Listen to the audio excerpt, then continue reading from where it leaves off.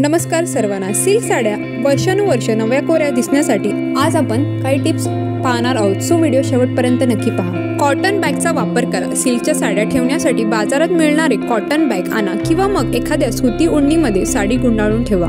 घडी बदला। सिल्कच्या साड्यांची घडी अधूनमधून बदलत जा, कारण एकाच घडीमध्ये साडी महिनोमहिने राहिली तर साडीला तसेच वळ पडते आणि ती साडी घडीवर चिरत जाते। त्यामुळे अधूनमधून साडीच्या घड्या बदलत जा। गरज असेल तेव्हाच ड्राय क्लिनिंगला द्या। गरज नसताना सिल्कची साडी वारंवार ड्राय क्लीन करून आणू नये। जेव्हा साडी नेसायची असेल तेव्हाच ड्राय क्लिनिंगसाठी द्या। वारंवार ड्राय क्लिनिंग केल्याने साडी खराब होऊ शकते। सुगंधी वस्तूंपासून दूर ठेवा। साडीला कुबट वास येऊ नये म्हणून कप्प्यांमध्ये डांबर गोळी ठेवल्या जातात, पण सिल्कच्या साड्यांच्या कप्प्यात ते ठेवू नका। तसेच परफ्यूम, अत्तर या गोष्टी साडीवर शिंपडू नका, साडीला डाग पडू शकतो।